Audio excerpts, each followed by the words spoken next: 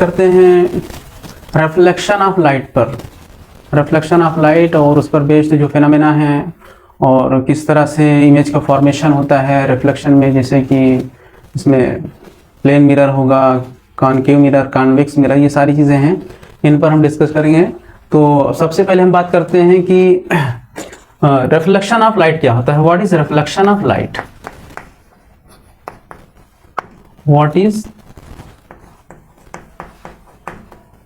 Reflection of light?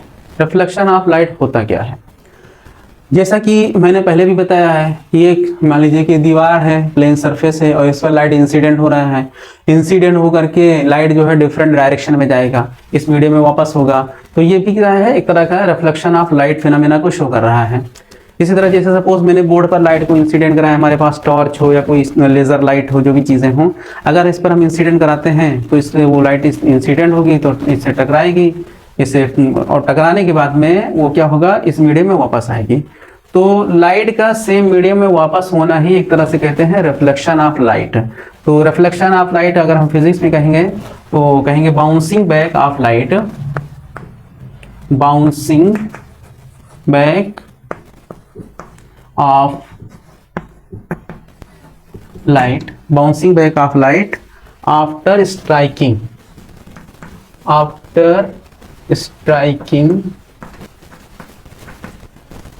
striking the plane surface,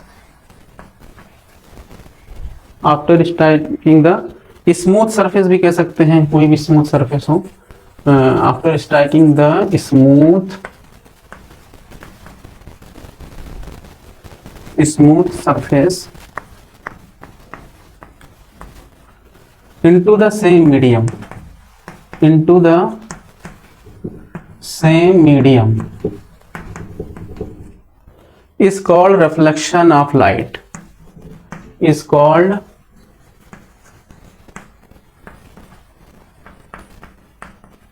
reflection of light, reflection of light हो गया। Suppose हम consider कर ले रहे हैं ये एक सरफेस है, एक प्लेन सरफेस की तरह है, तो इसका वन साइड मैंने क्या किया, पेंट कर दिया, इस तरह से किसी पेंट से मैंने इसको एक साइड को पेंट कर दिया, और एक प्लेन सरफेस है और मिरर भी हो सकता है या कोई भी इस तरह के माइका टाइप का कोई चीज़ हो सकता है। अब इस पर लाइट क्या मैंने इंसिडेंट कराया, लाइट को, ये लाइट इंसिडेंट हो रहा है तो इसको हम कह सकते हैं इंसिडेंट लाइट, ये इंसिडेंट लाइट हुआ, ठीक, इंसिडेंट लाइट हुआ। अब जिस पॉइंट पर लाइट इंसिडेंट करेगा वहां पर टकराने के बाद में क्या होगा, ये फिर बाउंसिंग बैक होगा, मींस लाइक दिस।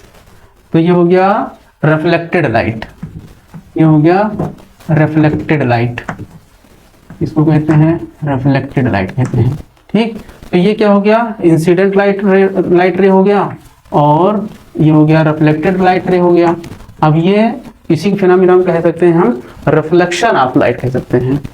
अब यहाँ से क्या है, सपोज ये लाइट जो है आपकी आंखों में पहुंच रही है, ये है आपकी मान लीजिए आंख है, और यहाँ पर चीजें जो है लाइट यहाँ तक पहुंच रही है, यहाँ कोई ऑब्जेक्ट रखा था, इस पर लाइट इंसिडेंट किया और वो लाइट आपकी आंख तक पहुंची। अब लाइट अब जब आपकी आंख में पहुंचेगी तो उसका उस ऑब्जेक्ट का इमेज बनेगा और फिर वो चीजें आप देखने लगेंगे, आपके अंदर एक सेंसेशन हो जाएगा, लाइट की हेल्प से वो चीजों को आप देख पाएंगे। ओके, तो रिफ्लेक्शन ऑफ लाइट हुआ। अब इसमें इसके कुछ लॉज हैं, लॉज ऑफ रिफ्लेक्शन। अभी laws of reflection, laws of reflection, laws of reflection में देखा गया है, टू लॉज ऑफ रिफ्लेक्शन है, first law of reflection and second law of reflection. Okay, तो फर्स्ट लॉ ऑफ रिफ्लेक्शन क्या होता है, first law of reflection, first law of reflection, first law of reflection में ये कहा गया है कि जो इंसिडेंट रे होता है और रिफ्लेक्टेड रे होता है, और इस पॉइंट पर, इसी जिस पॉइंट पर लाइट इंसिडेंट करता है, इसी पॉइंट पर एक हम नॉर्मल ड्रॉ कर देते हैं, ये नॉर्मल हो गया, ठीक। तो इंसिडेंट रे, रिफ्लेक्टेड रे और इंसिडेंट पॉइंट पर नॉर्मल, ये तीनों देखा जाए तो एक प्लेन में एग्जिस्ट करता है। Means incident ray, reflected ray and at the point of incidence normal all lie in same plane, ये सारे जो होता है एक ही प्लेन में एग्जिस्ट कर रहा है। अब प्लेन की बात करते हैं, जैसे होता है यहाँ पर है, ये हो गया x हो गया और ये y हो गया, तो ये एक्स वाई प्लेन हुआ, ठीक ना। तो ये क्या है, एक तरह से एक्स वाई प्लेन में एग्जिस्ट कर रहा है और इसको हम कहते हैं फर्स्ट लॉ ऑफ रिफ्लेक्शन कहते हैं। इसी तरह आप देख रहे होंगे सेकेंड लॉ ऑफ रिफ्लेक्शन की बात करें, second law of reflection, second law of reflection, second law of reflection, second law of reflection में आप यहाँ देख रहे होंगे एक एंगल बन रहा है नॉर्मल के साथ। जो भी एंगल हम मेजर करते हैं नॉर्मल के साथ मेजर करते हैं, तो इसको हम कह सकते हैं आई एंगल, एंगल आई।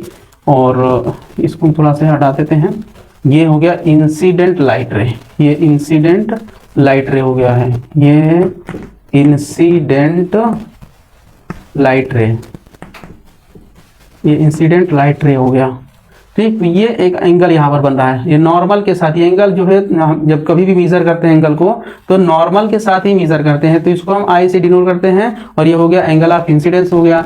इसी तरह ये रिफ्लेक्टेड रे हो गया, रिफ्लेक्टेड रे और नॉर्मल के बीच में जो एंगल बनेगा इसको हम कहेंगे एंगल ऑफ रिफ्लेक्शन कहेंगे।